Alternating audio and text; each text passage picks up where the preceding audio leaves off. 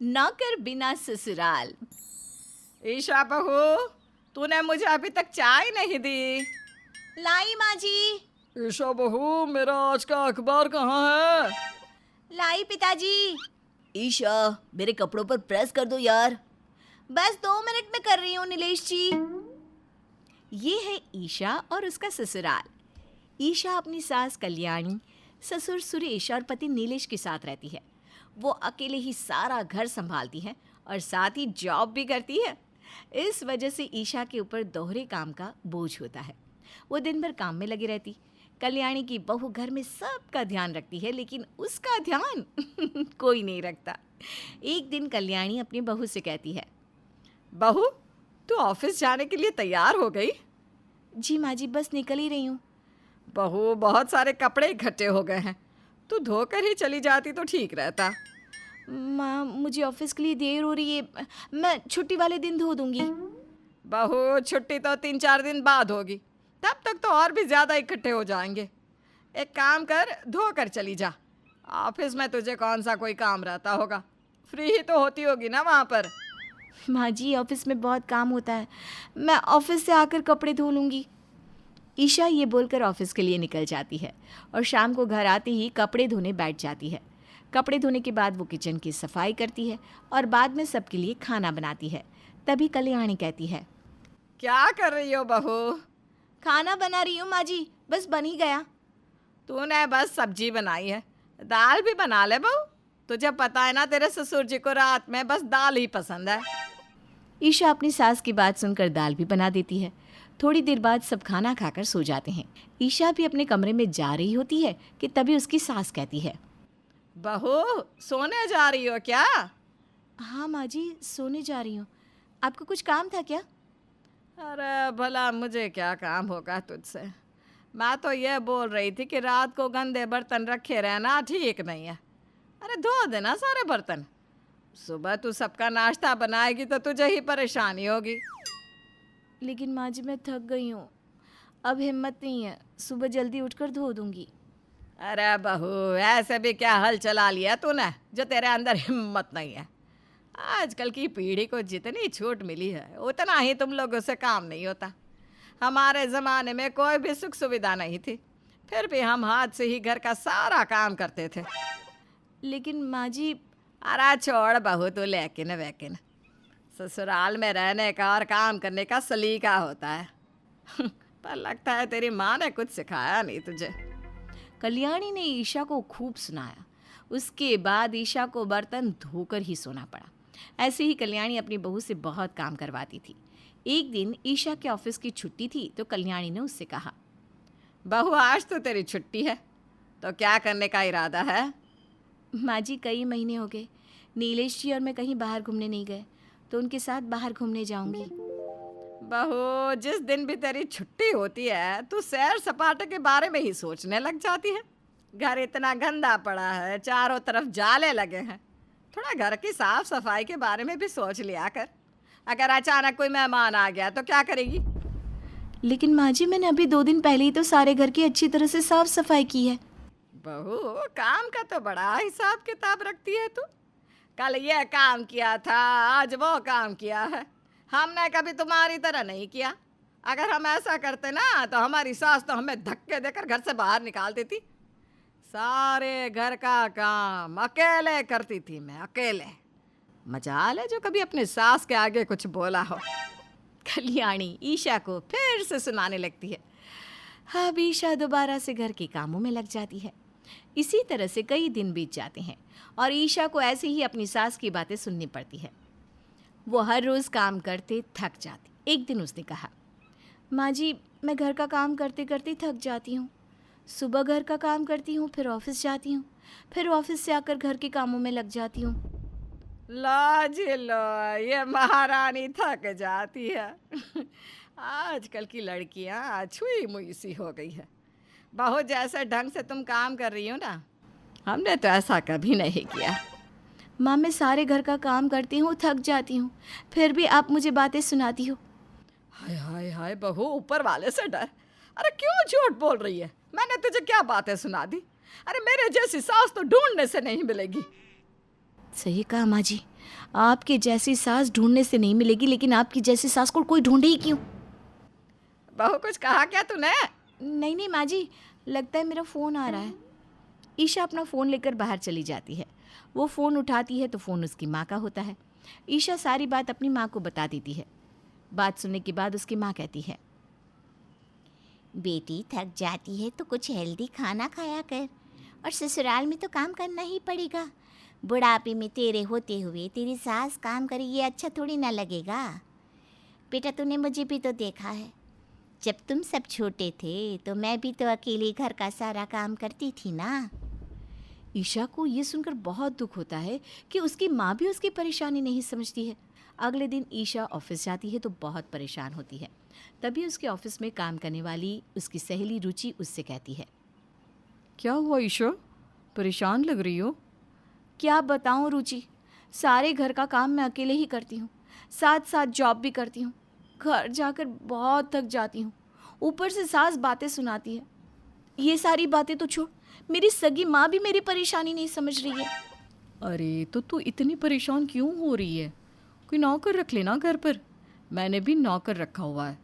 तू इतना कमाती है, अपनी कमाई से तू आराम से नौकर की सैलरी भी निकाल सकती है। अच्छा, तो तेरा नौकर क्या क्या करता है?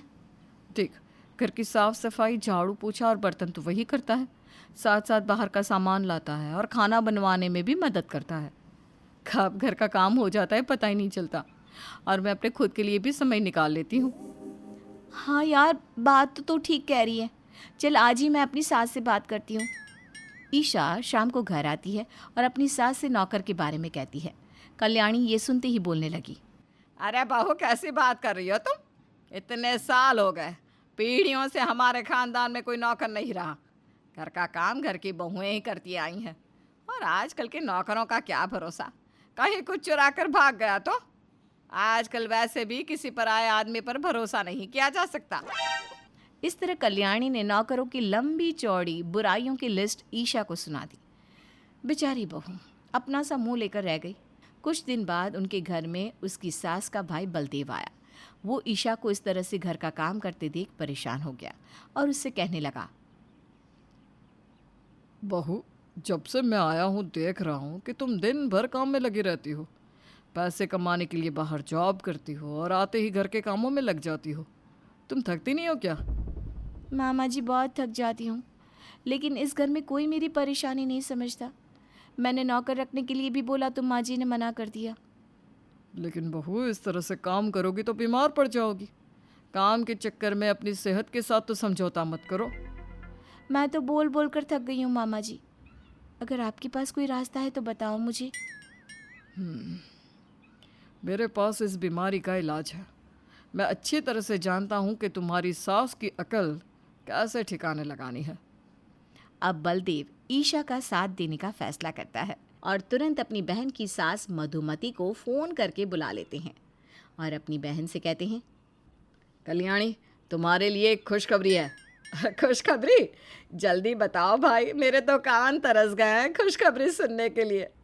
सोचा था बेटे की शादी करूंगी तो बहू खुशखबरी देगी, लेकिन बहू को ऑफिस से फुर्सत मिले तभी तो वो इस घर की जिम्मेदारी को समझे ना। अरे कल्याणी, बहू के अलावा तुम्हारे पास और कोई बात नहीं है क्या?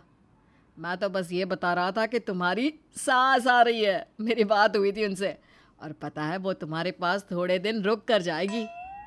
क्या? माँ जी आ रही है? इतनी मनहूस खबर कितना खुश होकर सुना रहा है बेवकूफ़। माँ जी तो वैसे भी मुझे कामचोर समझती हैं, हर काम के लिए टोकती हैं। अब क्या करूँ मैं? कल्याणी, क्या हुआ? माँ जी का नाम सुनते ही तुम्हारे चेहरे का रंग क्यों बदल गया? तुम खुश नहीं हो क्या? नहीं भाई, ऐसा कुछ नहीं है, बहुत खुश हूँ मैं। हाँ? वैसे एक बात तो बता भाई, कब तक रहेगी माँ जी यहाँ पर? कोई दिन तारीख बताई है या नहीं? कल्याणी की बात सुनकर उसका भाई मन ही मन हंसने लगा। अगले दिन कल्याणी की माँ घर पर आ जाती है।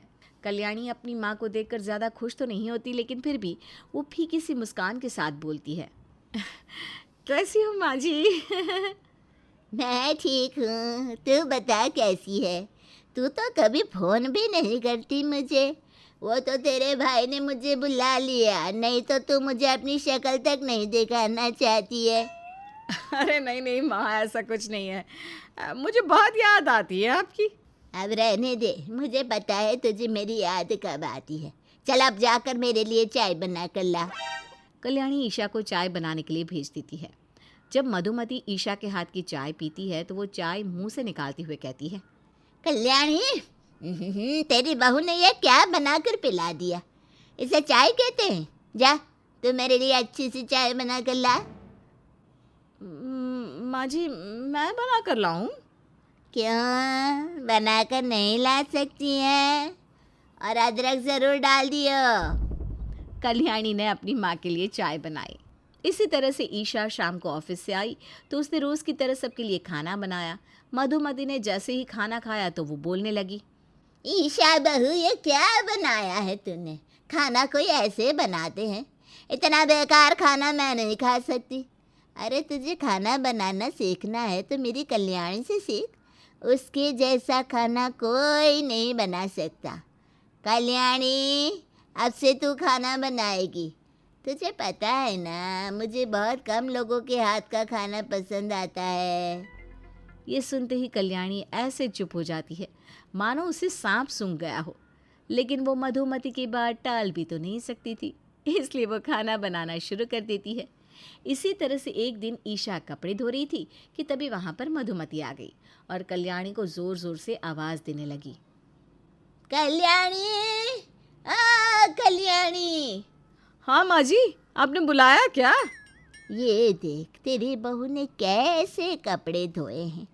अरे वो जॉब करती है, सारे घर के काम अकेले करती है, तो जल्दी जल्दी के चक्कर में उल्टे सीधे कपड़े धो रही है, हैं? ईशा, जा तू अपने कमरे में। इतने गंदे कपड़े मैं नहीं पहन सकती। ईशा अपने कमरे में चली जाती है। तब कल्याणी कहती है, ये क्या माँ जी, आपने ईशा को क्यों भेज दिया? अब ये कपड़े कौन धोएगा? तू धोएगी, और कौन धोएगा? लेकिन माँ जी, मैं कैसे? जैसे धोती थी वैसे ही। अरे जब ईशा नहीं थी इस घर में तब तू ही तो धोती थी ना। चल शाबाश बेटा, जल्दी से धो ले। हाँ, अरे एकदम साफ सुथरे धोना। मधुमती उससे काम देखकर चली जाती है। कल्याणी बेमन से कपड़े धोने में लग जाती है। ऐसे ही एक दिन मधुमती सुबह सुबह किचन में गई तो ईशा बर्तन धो रही थी। ईशा, तुझे ऑफिस नहीं जाना क्या? जाना है ना दादी जी। तो तू बर्तन क्यों धो रही है? जाकर तैयार हो जा। दादी जी मैं बर्तन नहीं धोऊंगी तो कौन धोएगा? अभी बताती हूँ कौन धोएगा। मधुमती कल्याणी को आवाज लगाती है, कल्याणी, कल्याणी। क्या हुआ माँ जी, आप सुबह सुबह क्यों आवाज़ लगा रही हो? देख देख तेरी बहू कैसे बर्तन धो रही है। ना तो साबुन ही सही से लगा रही है, ना ही पानी से ठीक से धो रही है। ईशा बहू, क्यों कोई काम ढंग से नहीं करती? अरे तेरी माँ ने तुझे कुछ सिखाया है या नहीं? इसकी माँ ने तो उसे कुछ नहीं सिखाया, पर मैंने तो तुझे बहुत कुछ सिखाया है ना। चल अब ये सारे बर्तन धो और आज के बाद तू ही सारे बर्तन धोएगी। लेकिन माँ जी, मैं क्यों बर्तन धोऊं? क्यों नहीं धोएगी तू ये बर्तन? अरे तेरे घर का काम है, तू नहीं करेगी तो कौन करेगा? और हाँ, बर्तन धोने के बाद घर की अच्छी तरह से साफ सफाई कर देना। सारे घर में जाले लटक रहे हैं। ईशा, तुम जाओ ऑफिस के लिए, देर हो रही है ना। कल्याणी ऐसा ही करती है।